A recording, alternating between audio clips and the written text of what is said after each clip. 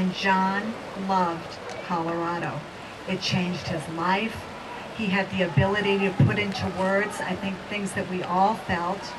He wrote Rocky Mountain High on a trip to Williams Lake during the Perseid meteor showers. For years, the name Annie Denver drifted quietly behind the fame of her former husband, John Denver. Although he was the golden boy of American folk music, she was the woman behind the ballad, the muse in the shadows. And as the rumor mills turned for decades, she kept her silence until now. At 78, Annie's finally opening up a can of worms, and what she revealed confirmed what many had long suspected. Was their love as perfect as it seemed? Was Annie happy in the relationship? And most importantly, what was the rumor she confirmed? There's a lot to unpack, so let's get right into it. The girl behind the song. Annie first met John Denver when she was still a college student in 1966. At the time, he wasn't yet a global star, just a young man with a guitar, a beautiful voice, and a head full of dreams. But when he crossed paths with Annie, he knew she had to be in his life. The duo fell in love rather quickly, and a year later, they walked down the aisle hand in hand. Still young and propelled by their collective big dreams, the couple had no idea their entire lives were about to change when John wrote Annie a song. He called it Annie's Song. "You fill up my senses," he sang, "like a night in the forest." Simple words on their own, but sung together, would become one of the most famous love songs in American music. The couple's love was palpable. After all, he wrote her a song. He forever cemented her place in history, and he made sure her existence would never die. Unsurprisingly, that song would follow Annie forever. But she didn't seem to mind. It was a beautiful, honest, and very public display of her husband's love. But as perfect as it seemed from the outside looking in, their love was never as beautiful as the melody made it sound. Many would never know for decades, but behind the lyrics were cracks only a few noticed. And behind the smile was a man slowly unraveling. The rumor that wouldn't die. In the beginning, Annie and John's romance was as beautiful as it sounded. They adopted 2 children together, traveled, and they even built a wonderful life in Aspen. But here's the evil truth about fame. It does something unthinkable to even the most humble people. And with John's fame hitting fast, loud, and heavy, it was only a matter of time before his life took a wrong turn. Everyone loved John Denver, and with many shelling out tens of dollars to see him, John was touring constantly. Gone were the days when he was surrounded by friends and family. Now, he was surrounded by strangers who knew his songs, but not his soul. And his wife? Well, poor Annie stayed home, trying her hardest to hold their world together. But things got too hot for her to handle, and as John's fame grew, the loving couple slowly began to grow apart. In interviews, John would later admit that he had trouble staying grounded, staying faithful, and even staying present. He was chasing something, and no one, not even Annie, could pull him back. By 1982, the facade could no longer hold up. Their perfect love crumbled, and the duo divorced. But the story didn't end there. In the years after their split, a quiet rumor, a whisper in the air, followed John everywhere. Many speculated that his darkness ran deeper than people knew, and that behind his gentle lyrics was a man fighting himself. While some said it was depression, others whispered about addiction. And the rest? They speculated about identity, emotional, romantic, and even sexual. But through it all, Annie never said a word. Whether it was respect for what she and John once had, or the children they shared, she never gave the tabloids anything. No interviews, no bitterness, and no drama. Until now. And when she finally spoke, she didn't make it dramatic or scandalous. Just simple honesty. But it confirmed something that many fans had felt but never heard out loud. The rumor. If there's one thing Annie has made clear over the decades, it's that she's not one to do drama. So when she finally spoke, it was with the soft resolve of someone who had nothing left to protect, except maybe the truth. According to some sources, she allegedly once said, John carried a lot of pain, things people didn't see, things he didn't always understand himself. In a 1979 interview with People magazine, Annie admitted that some of the rumors were true, and that one admission was enough to send fans into a spiral. Because for years, everyone had been asking the same question. Was John Denver's public image hiding a private storm? And even though some stories vanish with time, this one never did. The first whisper came in the late 1970s, when John's career was at its peak. He was smiling on stage and selling millions of records, but behind the scenes, his mood had started to shift. Friends soon began to notice. Fans noted that his lyrics got heavier. His interviews turned restless, and he started to talk about feeling lost, about not recognizing himself. There were hints of drinking, anger, and even confusion. But nothing would be as shocking as the reports of John's improper behavior. In August 1993, in Aspen, Colorado, John was stopped by police for swerving and failed a sobriety test. His blood alcohol level measured 0.4%, above Colorado's legal limit of 0.1%, and as a result, he was booked on suspicion of DUI. He later pleaded guilty to a lesser impaired driving charge, was fined $50, placed on probation, and ordered to complete a benefit concert as part of his sentence.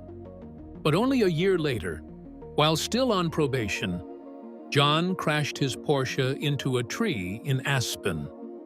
He was again arrested for misdemeanor DUI, and his trial in July 1997 resulted in a hung jury, but prosecutors planned to retry the case. In fact, that second DUI investigation was closed only after his death in October 1997. Unfortunately, because of John's DUI convictions, the Federal Aviation Administration, FAA, revoked his medical certification in 1995 and 96, making him legally unfit to fly, though toxicology reports show he was sober at the time of the fatal crash that led to his death in October 1997. Before his passing, however, many asked whether the fame had swallowed him whole. All eyes turned to Annie for the details, but she didn't need to say he was an addict, or that he was depressed, or that he even questioned who he was. But she did admit that some of the rumors were true in their way, because it wasn't just John struggling, so was she. People wanted John Denver to be simple. A clean-cut mountain man, a peace-loving singer with a guitar and a smile. But he wasn't simple. Yes, he was soft, kind, and loving. But he was also volatile, angry, and lost. He sang about home, but he rarely stayed in one place. He sang about peace, but he fought battles within himself. He loved Annie, but he hurt her more than she ever admitted.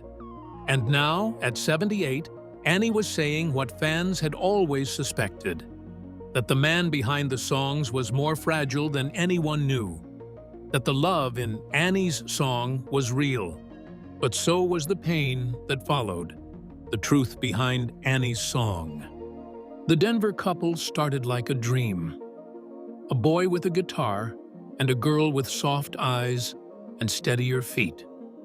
When John first met Annie in the late 1960s, she was young, thoughtful, and content to be out of the spotlight. He, on the other hand, was chasing music, hopeful, unknown, hungry. They got married in 1967, long before he became John Denver. Back then, he was Henry John Deutschendorf Jr., a struggling singer-songwriter who still doubted whether the world would ever hear him. Annie was there for the hard parts, long nights, the empty gigs, the little victories, and eventually, the big one. It happened like a dream. One night, hardly anyone in the country knew who he was, and by the next day, his voice got picked up on the radio. One song led to another. He changed his name. And by the early 70s, John wasn't just famous, he was everywhere. Take Me Home, Country Roads hit the airwaves in 1971 and changed everything.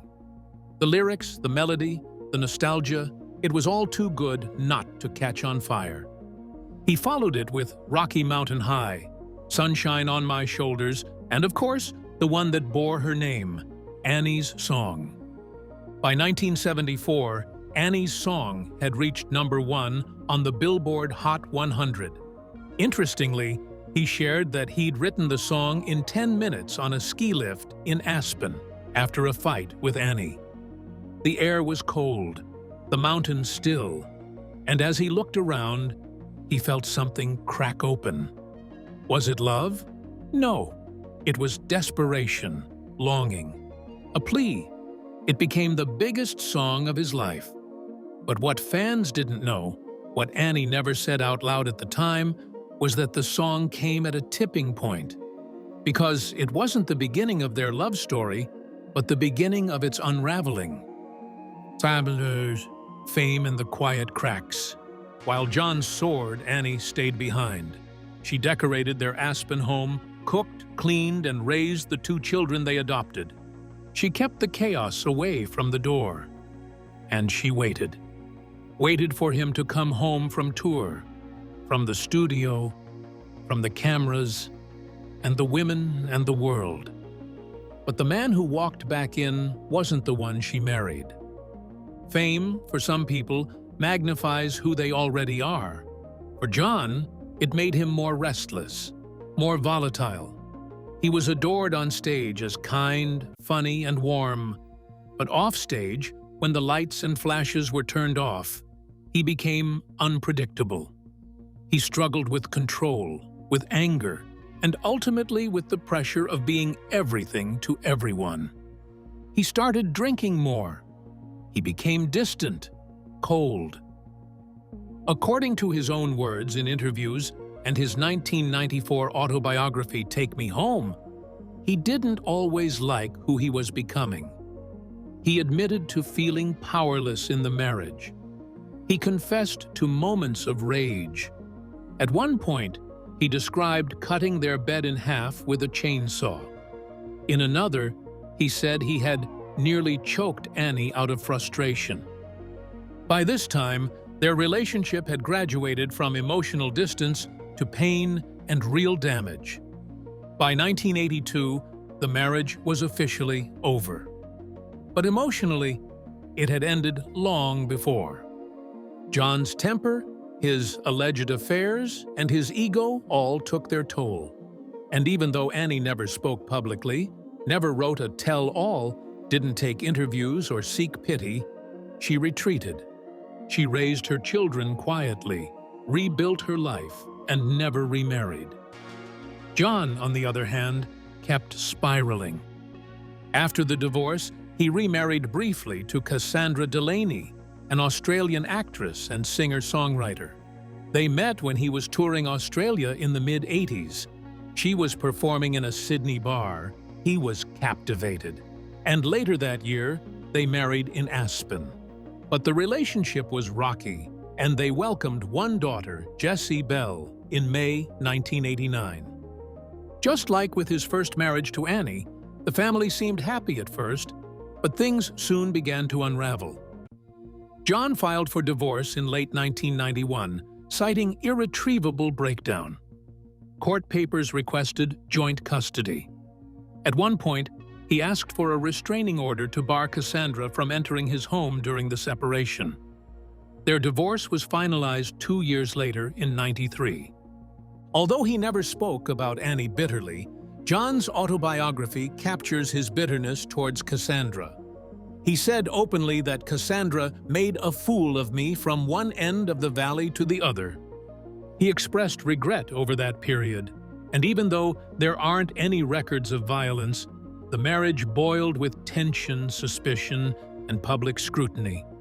It echoed patterns from his first marriage: distance, anger, and control issues resurfacing under the resurfacing fame.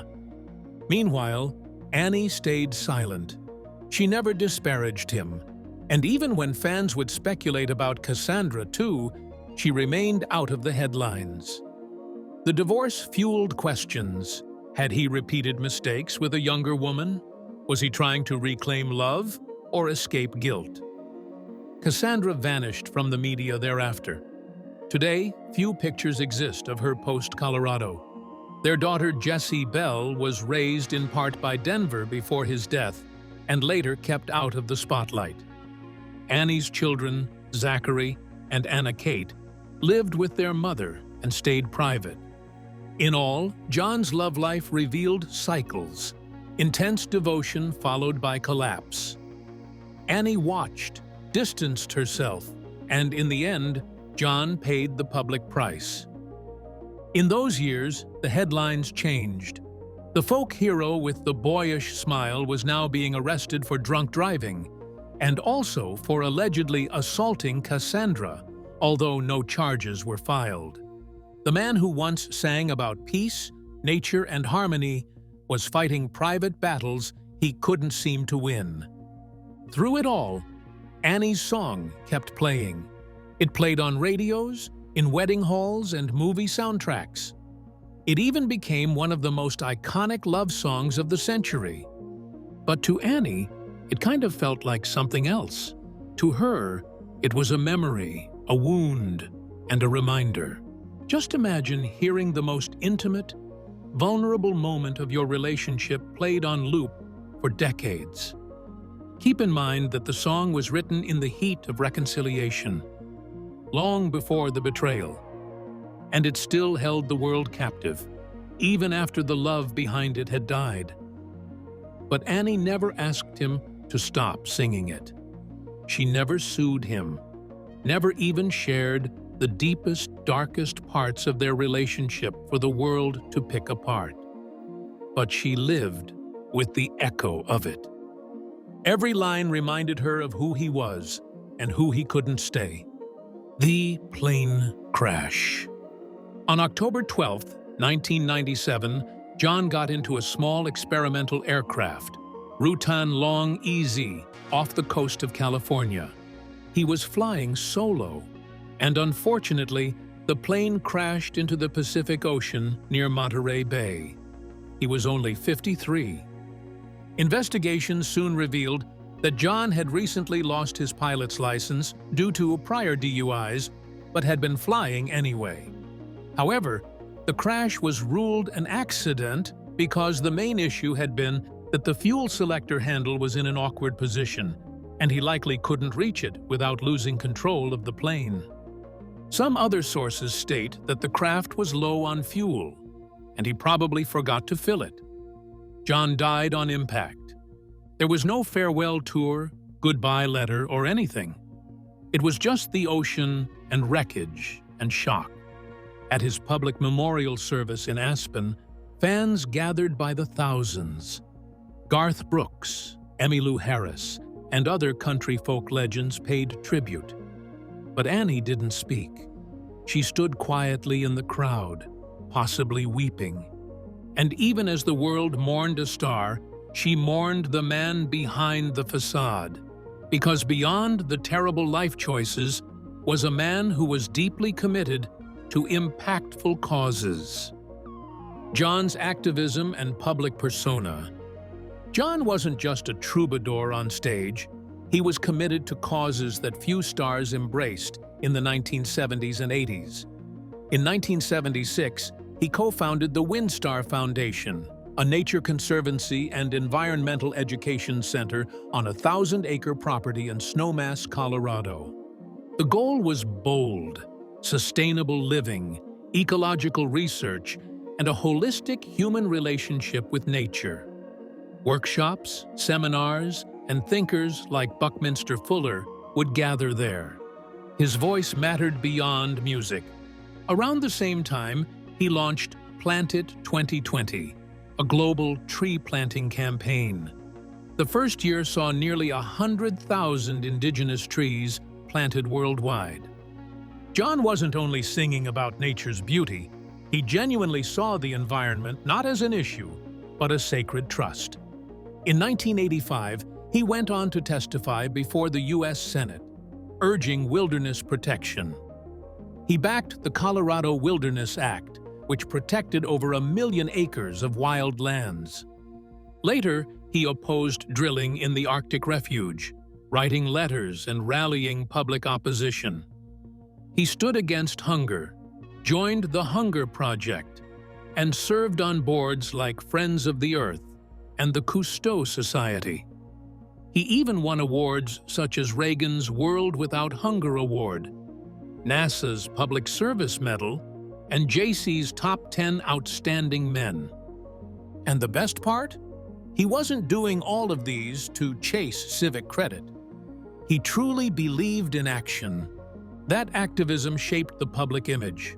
Gentle environmentalist, patriotic, yet progressive, opposed to war and inequity. His music matched the message. Calypso celebrated ocean conservation and Jacques Cousteau's mission. Rocky Mountain High hailed the natural beauty of his adopted home in Colorado, and Take Me Home, Country Roads created an immediate emotional bond to place and belonging. But just as we saw earlier in the video, that public persona created dissonance with his private life. On stage, he seemed wholly centered, alive, and positive. But at home, he was restless, sometimes volatile, an imbalance fueled by the pressures he claimed he couldn't control. The activist, the icon, the father, each fell short of himself sometimes. Yet his causes outlived him. Windstar lasted until 2012. Then its remaining land was sold under a conservation easement. Plant It 2020 lives on. And still, his legacy remains deeply tied to music and earth care. The 90s press often mentioned both sides: the man who spoke at the White House and the man who leased planes to run tree planting missions, while artists questioned his alcohol use, his mood swings, and his relentless touring. The irony wasn't lost. A man who preached harmony was sometimes at odds with his spirit. But his contributions stuck. Music and activism intertwined. That's probably part of why Annie stayed silent so long. Because when the world mourned Denver, the singer-activist, few saw him as Annie saw him: fragile, heavy, haunted. In the later years of his life, John did try to redeem himself. Following his divorce from Cassandra, and amid the growing shame over DUIs, he tried over and over to regain balance. But did he truly find it? John's attempts at healing. He entered rehab, spoke publicly about his drinking, and acknowledged depression in interviews. He said he felt powerless in love and fame.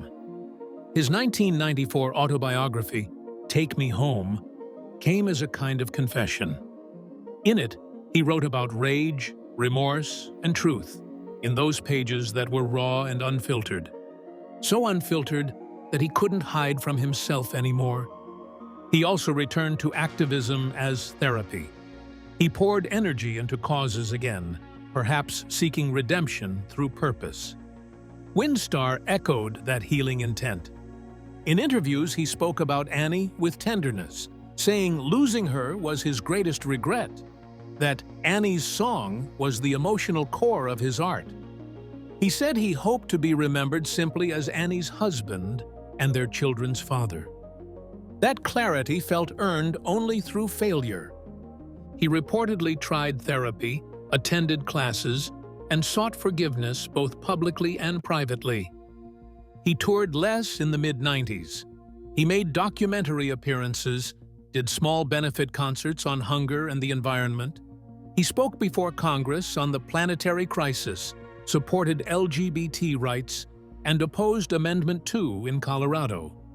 He was softer, humbler, and more cautious. But for some fans, the damage had been done. His reputation still clung to tragedy. DUIs, divorce, public spiral. In music, he wrote more reflective, spiritual songs. Let Us Begin, What Are We Making Weapons For? Was political. Calypso environmental. He leaned into introspection as a response to regret. His last years showed a man aware that activism and apology weren't enough for the intimacy lost. Music became a mirror, not just a stage. But the biggest attempt at healing he probably made was allegedly seeking reconciliation with Annie. Reports say he visited her in Aspen a few times after the divorce. He offered financial support, sent notes occasionally, and even though she never took interviews, didn't grant public reconciliation, she never publicly refused contact. That delicate mutual silence may have been their peace. Although his attempts at healing never resolved, they showed intention. A man trying to do better in the shadows, even as his fame waned. So, where's Annie today? Annie today and cultural echoes. Annie Martell. Denver remains a ghost in public memory. Born September 6, 1946, in Nicollet, Minnesota, she lives quietly in Aspen, Colorado, with her two grown children, Zachary and Anna Kate. She never remarried, rarely gives interviews. She's described as private, grounded, and choosy with appearances. She briefly appeared in the 2005 documentary A Song's Best Friend. John Denver Remembered, and the 2013 documentary John Denver, Country Boy, sharing limited reflections, mostly that they were too young to handle fame. In 2022, she surfaced again on the Mobituaries with Mo Rocca podcast, her most recent public platform. For Annie, the music never left her. Annie's song remained a Pandora's box of memory. She didn't sue over royalties, didn't demand legacy control, but she carried the story. Fans speculated she received a settlement, but details remain private. She doesn't court press, doesn't attend fan events.